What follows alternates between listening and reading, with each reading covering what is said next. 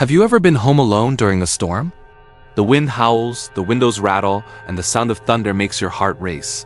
Many people dismiss it as just bad weather. But for some, storms can bring something far more terrifying than just heavy rain. Tonight, I'm going to share a true story sent in by a listener. It's one that still haunts her to this day.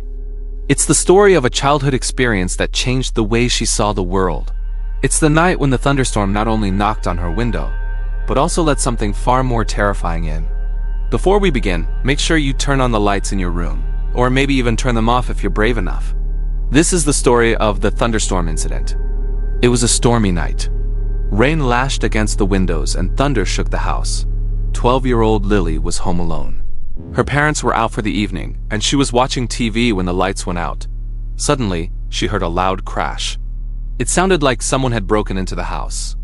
She ran to the window and gasped. There in the darkness, she saw the face of an old woman. The woman was smiling, and Lily could have sworn she was waving at her. Then she was gone. That night, I was only 10 years old. My parents had to attend an important family gathering at my uncle's house. They told me, "We'll be back soon. Don't worry, honey. Lock the door when we leave and watch TV, and don't open the door for anyone." I nodded. I was a quiet child who preferred staying indoors. And although I was usually brave enough to be left alone, that night felt different as soon as the sky grew dark. Thick clouds hid the moon, and the wind howled, slamming branches against the house walls. The first raindrops struck the window in heavy splatters, quickly turning into a torrent that pounded the glass. Thunder cracked so close it made the lights flicker. I remember even the TV signal turned static for a moment before returning to normal. I tried to ignore my fear by watching cartoons. The voices of the characters on screen gave me a little comfort, but each flash of lightning cast strange shadows on the window that made me uneasy. Around 8 o'clock, I heard a sound I couldn't ignore. Toke, toke, toke. It wasn't from the front door. The sound came from the kitchen, the back door we rarely used. At first, I thought it was just branches blown by the wind, but the sound came again. Not loud, not hurried. A gentle knocking, like someone who knew I was alone and didn't want to scare me. I held my breath. The sound stopped. Then, the metallic clink of a doorknob being fiddled with. I panicked. Remembering my parents' warning, I darted into the dining room. There was a big table with a long tablecloth that almost touched the floor. I crawled underneath, crouching low, praying no one would come inside. But I was wrong. Crack. The door opened. Footsteps followed, slow, heavy, wet against the wooden floor. Through the gap in the tablecloth, I saw them. A pair of feet. Dirty, caked with mud, and a gaping wound on the calf. Blood mixed with rainwater dripped onto the floor, leaving a trail. I trembled violently. I wanted to close my eyes, but fear nailed my gaze in place. The man I never saw his face dragged his feet as he moved slowly, as if searching for something. He passed through the dining room and stood in the living room for what felt like forever. Every second stabbed at me like needles. My breath hitched, terrified he would hear me shaking. Then, in the flash of lightning that lit the window, I caught a glimpse of what he held. Not a knife, not a weapon, an old, rusty wrench. He was just standing there staring at the window. Then he turned and with dragging steps left through the same door. I heard the squeak of the hinges, then the door shutting. I stayed frozen, not daring to move. Not until minutes passed, and I was sure he was gone. Then I ran to my room, locked the door, and hid under the blanket until my parents came home. When they arrived, I burst into tears and told them everything. My father checked the house, but there were no signs of a break-in. No broken windows, nothing stolen. Only wet floors streaked with mud. They tried to calm me, saying it was just my imagination fueled by the storm. The police wrote a report, but found no evidence. They even suggested it might have been a large dog that wandered in, though I knew better. I knew I had seen human legs with a wounded calf. There was one thing I didn't tell anyone. Something I found after my parents were busy with the police. On the floor, right beside the table where I had hidden, lay a rusty wrench, still wet with a small smear of blood at its tip. I picked it up, hid it inside my toy box, and never told anyone. For years, I kept it. I don't know why I couldn't throw it away. Every time I looked at it, goosebumps prickled my skin. It still seemed to carry the smell of rain, damp earth, and the faint metallic scent of blood. Even now, years later, whenever a storm comes, the same fear grips me. I can't sleep. I turn on every light in the house, Shut the doors and windows tight and stay awake until the rain stops. Because deep down, I believe that night the man wasn't just lost and wandering into my home. He was searching for something, and one day he might come back. This was an experience from a platform. The original poster was having a nightmare about the same man every single night for years. In the dream, this man with a bandaged temple would try to break into his bedroom window, and the op would wake up every time just before he got in. It seemed like just a nightmare until the day that op has started hearing knocking on his window. Sure enough, he looked out and saw the shadow of a man outside his window. This led to op changing rooms and the nightmares stopped. So was the man actually stalking op, or was it just a dream? It's your choice to decide. Down in the comments, we have some people believing that this was a simple case of sleep paralysis. Sleep paralysis is a phenomenon where you are aware but unable to move. While this is usually accompanied by hallucinations, which may be auditory or visual, we can probably assume that the main character has experienced some kind of trauma in his past. If you want to learn more about sleep paralysis, check the info card down below. On the other hand, we have people arguing that this was a case of an entity possessing the OP, or at least invading his dreams. But assuming that this was an actual human being, what could this person have possibly wanted? Some people believe that this man had something to do with the occult. Given the detail of the bleeding temple, perhaps he was an enemy of OP's family and he targeted the most vulnerable link, OP himself. Another popular theory is that this man was trying to abduct OP and take him somewhere. Why? We don't know. But maybe the plan was to raise him as his own son or something. People seem to be forgetting that abduction is actually a lot more common than you would think. According to the FBI, roughly 400,000 people go missing every year. And half of these cases are the result of a family abduction. However, one thing that doesn't add up is the fact that Apia's parents allowed him to sleep in a ground floor room that faced a public area. But then again, the original poster was quite young when this happened. So perhaps his parents were a bit too trusting back then. Or maybe they thought that this man was just a figment of their son's imagination. Now, this story may seem like it's straight out of a horror movie, but unfortunately similar cases have happened in real life. The most notable example is the case of the Ketty Cabin murders. In 1981, 3 people were brutally murdered in a cabin in California. And according to reports, the killer also tried to harm 2 young boys that were present there. The police were never able to find the culprit, but recently DNA testing linked a man named Joseph James Diangelo to the crime scene. What's creepy is that the boys who survived the attack claimed that a mysterious man with a hood on had tried to harm them while they were sleeping. Could this man have been the one responsible for the murders? Maybe, or maybe there were multiple people involved. Regardless, the Ketty Cabin murders remain one of the most famous unsolved mysteries in California. But let's get back on topic. After reading this story, I will never look at windows the same way again. Being able to see both inside and outside of a home gives you a great sense of security. However, knowing that someone can see in as well is very uncomfortable. Thanks so much for tuning in. And make sure to check out our new channel. I heard a voice behind me say, "Hey, you never replied to my message." I turned around to find a boy grinning at me. Hey Ben, I said. I didn't mean to ignore you, it's just... I hesitated. What? He asked. It's nothing, I finally said. Let's just go to class, I don't want to scare you yet. So let me start at the beginning. Let me tell you about the note. It was simple, written in a neat, flat hand. We'll meet soon. Sam Robinson III. It was signed in blue ink. And underneath my name, it was crossed out as if whoever had been writing it had changed their mind. I scanned the faces in the class photos. I recognized everyone except the boy who had signed the book. But the strangest thing about the message wasn't the handwriting or the name. It was the fact that he wasn't even a student at our school. I think I would have noticed if someone from another school had transferred in the middle of the year. Sam Robinson III wasn't listed in our school directory. And when I checked the roster of other schools in our district, I couldn't find his name there either.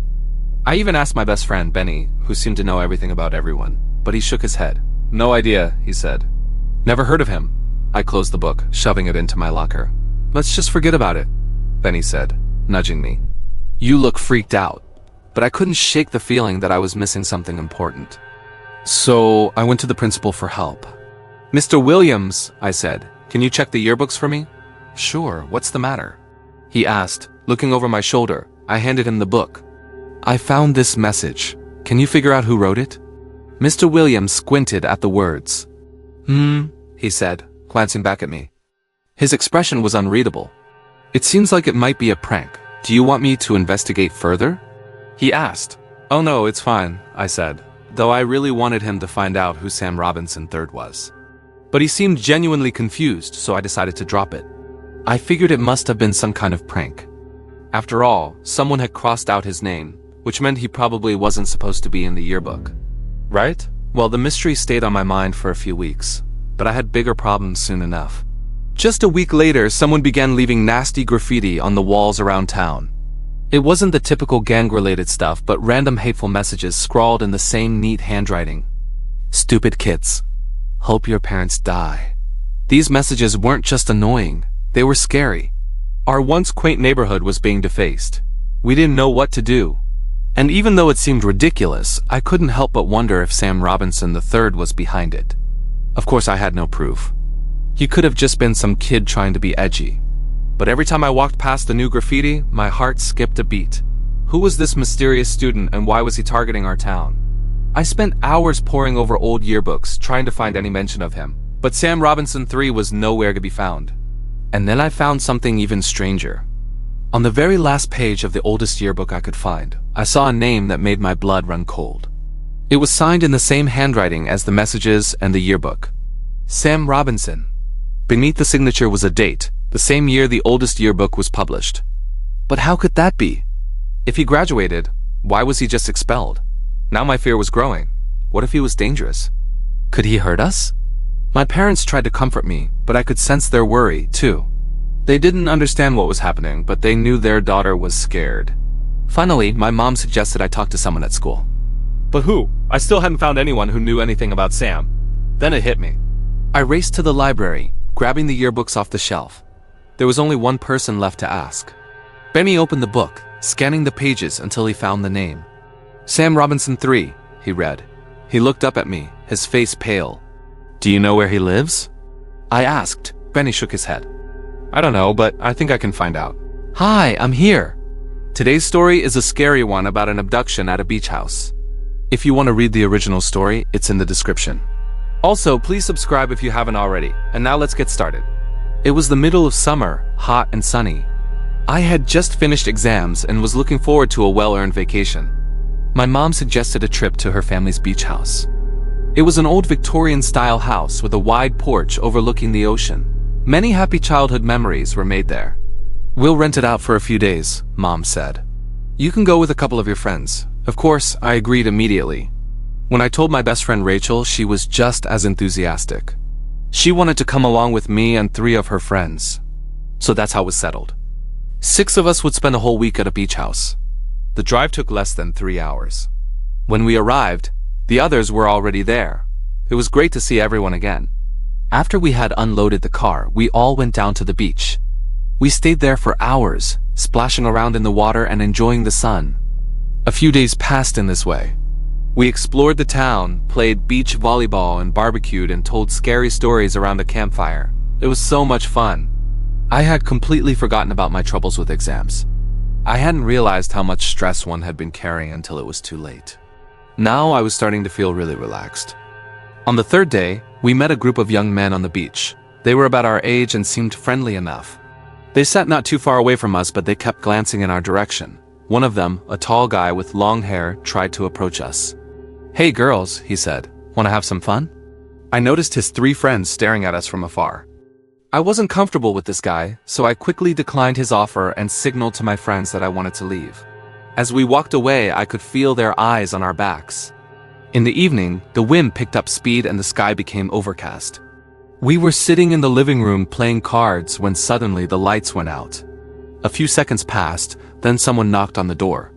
My friend Mark went to check. It's probably just the wind, he called back. Moments later, we heard a crash.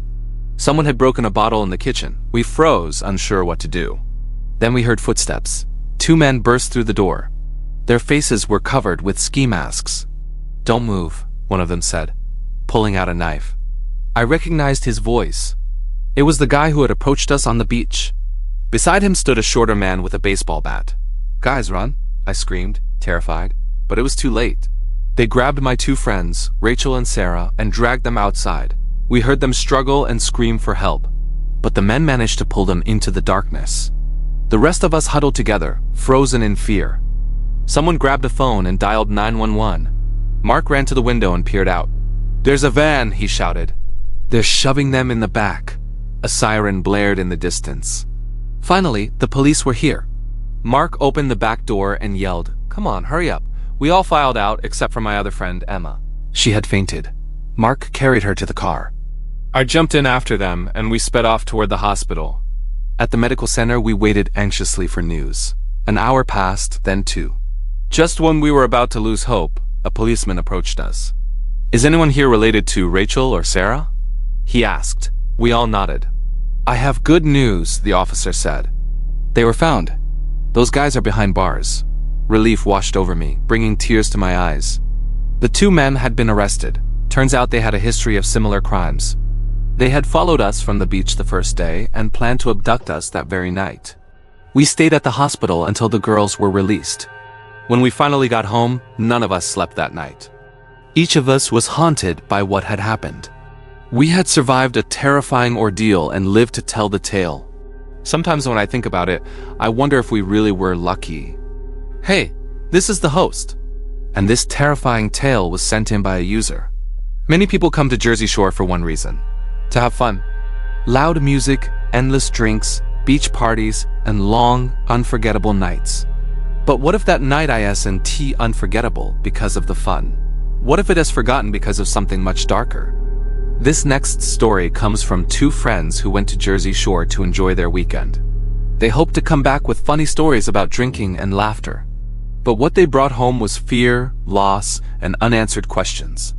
This is the story of the lost night at Jersey Shore. My name is Alex, my best friend. Jordan and I decided to spend the weekend at Jersey Shore. We were young, energetic, and like most people our age, just wanted to have fun. That night started at a crowded bar. EDM music was blasting, colorful lights danced across the room, and the smell of alcohol mixed with sweat. We downed drink after drink. That's when we met them, two young women, beautiful, friendly, and seemingly very interested in us. We talked, laughed, and eventually they invited us to leave the bar with them. We didn't suspect a thing. At that moment, it felt like a scene straight out of a teen movie. Two guys, two girls, a long night by the beach. They took us to a beach house. From the outside, it looked luxurious, with string lights hanging from the porch and the sound of waves crashing not far behind it. We walked in, still laughing, still holding our drinks. That was the last moment I clearly remember. Darkness. When I opened my eyes, I was lying somewhere unfamiliar. My head throbbed, my mouth was dry, and my body felt weak. Even more shocking, I wasn't wearing my own clothes. I had on a baggy t-shirt with a logo I didn't recognize and shorts that weren't mine. Panic hit me immediately. My wallet was gone. My phone was gone. My watch was gone. I searched for Jordan and found him a few blocks away from where I woke up. He had gone through the same thing. Strange clothes, missing belongings, and a face full of confusion. We went back to the bar where the night had started, hoping someone had seen something. But nobody knew. No CCTV footage. No witnesses who could explain what happened after we left. When we went to the police, their response wasn't much help. They assumed we had just gotten extremely drunk, blacked out, and lost our belongings. But we knew it was more than that. The strange feeling in our bodies, total memory loss, extreme exhaustion. Waking up in someone else's clothes, it didn't feel like just alcohol. We suspected our drinks had been spiked. And the women we met that night? We could never track them down. The names they gave us? Fake. No record of anyone by those names in the area. That night was stolen from us, like ripped out of our lives. All that remained was fear and questions that will never be answered. What really happened in that beach house? Were we just victims of a robbery? Or was there something darker, something far more dangerous, that we narrowly escaped? Thank you for watching. If you like scary stories, stay tuned for more. This is the host, and I'll see you next time.